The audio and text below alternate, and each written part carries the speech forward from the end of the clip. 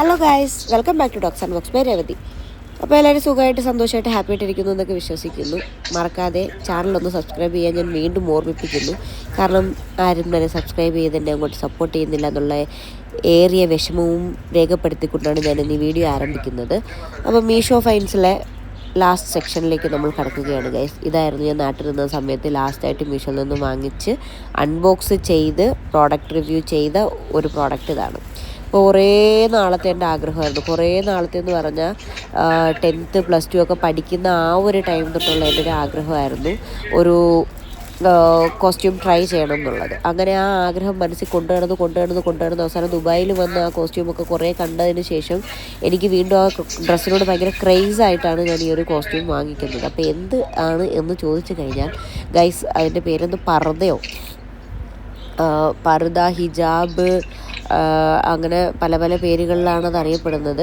അപ്പോൾ ഞാൻ ഈ ഒരു ഇതാണ് വാങ്ങിച്ചത്. ഇത് വന്നിട്ട് ഫ്രീ സൈസിലാണ് വന്നത്. ഫസ്റ്റ് ഞാൻ ഓപ്പൺ ചെയ്തപ്പോൾ ഞാൻ വിചാരിച്ചത് എന്തോ സംഭവം കർട്ടനോ എന്തുവാണെന്ന് എനിക്കൊരു പിടുത്തവും കിട്ടുന്നില്ലായിരുന്നു. എൻ്റെ ഈ ശരീരത്തിൽ ഞാൻ ഈ ഡ്രസ്സ് എവിടെ കൊണ്ടുവന്നിട്ടത് എങ്ങനെ അഡ്ജസ്റ്റ് ചെയ്യുമെന്ന് എനിക്ക് ഒരു പിടുത്തവും കിട്ടുന്നില്ലായിരുന്നു. ഫ്രീ സൈസ് എന്നൊക്കെ പറഞ്ഞാൽ ഒരു മിനിമം മാന്യതയൊക്കെ വേണ്ടേ എന്നൊക്കെ ഞാനിങ്ങനെ അങ്ങ് ആലോചിച്ചു. പക്ഷേ എൻ്റെ കളറ് കണ്ട് ഇഷ്ടപ്പെട്ടാണ് എടുത്തത്. മെറ്റീരിയൽ ക്വാളിറ്റി നല്ലതായിരുന്നു. ബട്ട് എനിക്കിതിൻ്റെ ആ ഒരു ഫിറ്റിങ്സും അറേഞ്ച്മെൻറ്റ്സും ഒന്നും എനിക്കങ്ങോട്ട് മനസ്സിലായില്ല. പിന്നെ ഞാൻ എന്തെങ്കിലുമൊക്കെ ആവട്ടെ പുല്ലെന്നും പറഞ്ഞ് ഇത് എടുത്തിട്ടിട്ട് അവിടെ കിടന്ന ഒരു ഷോളൊക്കെ എടുത്ത് ഞാൻ തലയിൽ കൂടെ എന്നെ കൊണ്ട് പറ്റുന്ന പോലെയൊക്കെ ചുറ്റിക്കെട്ടിയൊക്കെ വെച്ച് ഞാൻ എന്തൊക്കെയോ ചെയ്തു. എനിക്കിത് ഇട്ട് കഴിഞ്ഞപ്പോഴത്തേക്കിനും മറ്റേ ദി നൺ മൂവിക്കകത്തെ ആ പുള്ളിക്കാരത്തിനെയൊക്കെയാണ് ഓർമ്മ വന്നത്. എനിക്ക് എന്നെ കണ്ടിട്ട് എനിക്ക് അങ്ങനെയൊക്കെ തന്നെയാണ് തോന്നിയത്. ഞാൻ അങ്ങനത്തെ കുറച്ച് സ്റ്റെപ്പുകളൊക്കെ അനുകരിക്കാൻ നോക്കിയായിരുന്നു. കാരണം 1-2 സ്റ്റേജ് പ്രോഗ്രാമിലൊക്കെ പിള്ളേർ ആ ഒരു കോസ്റ്റ്യൂം ഇട്ടുകൊണ്ട് വന്നിട്ട് ഫണ്ണായിട്ട് കുറേ സാധനങ്ങൾ ചെയ്തതൊക്കെ ഇങ്ങനെ മൈൻഡിൽ പെട്ടെന്ന് ഇങ്ങനെ മിന്നി മറിഞ്ഞിട്ടാണ് ഞാൻ ഓരോന്ന് ചെയ്തത്. എനിക്ക് ഈ ഡ്രസ്സ് ഇട്ടിട്ട് ഇത് ശരിക്കും ഇതിങ്ങനെ തന്നെ ആണോ ഇടേണ്ടത് എങ്ങനെയാണെന്നൊന്നും എനിക്കറിയാൻ മേല. ഇതിൻ്റെ അകത്താണെങ്കിൽ 2 വള്ളി ഉണ്ടായിരുന്നു. ആ വള്ളി എവിടെ കെട്ടി വെക്കാനുള്ളതാണെന്നൊന്നും എനിക്കറിയത്തില്ല. ഞാൻ പിടിച്ച് വയറ്റത്ത് കെട്ടി വെച്ചു. എന്നിട്ട് പിന്നെ കുറേ അസ്സലാമലൈക്കും വാലൈക്കും അസ്സലാം ഒക്കെ പറഞ്ഞ് ഞാനിങ്ങനെ അതിലെ കൂടെ തിരിഞ്ഞൊക്കെ നടന്നു. ഭാഗ്യത്തിന് ഈ വീഡിയോ എടുക്കുന്ന സമയത്ത് അവിടെ ചുറ്റോട്ടത്തൊന്നും ആരുമില്ലായിരുന്നു. കാരണം നട്ടുച്ചയായിരുന്നു. ആ 2 ഡോട്ട് പോലെ കണ്ടു. അവിടെയാണ് വള്ളി സ്റ്റിച്ച് ചെയ്ത് വെച്ചേക്കുന്നത്. എവിടെ കെട്ടാനുള്ളതാണെന്ന് അറിയത്തില്ല. ഞാൻ പിടിച്ച് മുതുകത്ത് അങ്ങനെ കെട്ടിയാണ് വെച്ചത്. ഇതെങ്ങനെ സെറ്റപ്പ് എന്തോന്നൊന്നും ഒരു പിടുത്തവും കിട്ടുന്നില്ല. പക്ഷേ ഇടാൻ നല്ല സുഖമുണ്ടായിരുന്നു കേട്ടോ.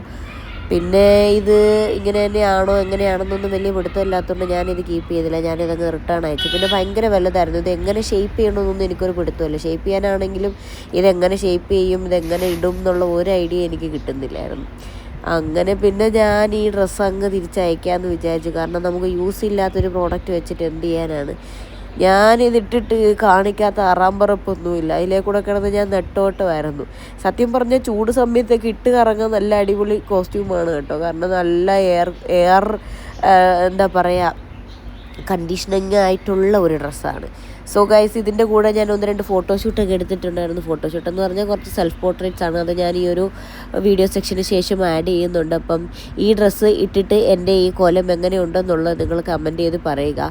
ഇതുപോലെയുള്ള എന്തെങ്കിലുമൊക്കെ പ്രോഡക്റ്റിൻ്റെ ലിങ്കോ കാര്യങ്ങളോ എന്തെങ്കിലും വേണമെന്നുണ്ടെങ്കിൽ ഒന്ന് കമൻറ്റ് ചെയ്ത് പറയുക. പിന്നെയും ഞാൻ ഒന്നുകൂടെ ഓർമ്മിപ്പിക്കുന്നു, മറക്കാതെ സബ്സ്ക്രൈബ് ചെയ്യുക ഗൈസ്.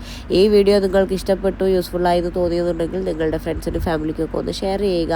അപ്പോൾ അടുത്ത എന്തെങ്കിലും ഇൻഫർമേറ്റീവ് ടിപ്പ്, ട്രിക്ക്, അതുപോലെ തന്നെ എന്തെങ്കിലുമൊക്കെ പ്രോഡക്റ്റിൻ്റെ അൺബോക്സിങ് റിവ്യൂസ് കാര്യങ്ങളൊക്കെ ആയിട്ട് ഞാൻ വരുന്നതായിരിക്കും ഗൈസ്. അതുവരെ നിങ്ങൾ stay tuned. This is me Revathi signing off from talks and vox by Revathi. Tata, bye bye, take care, love U.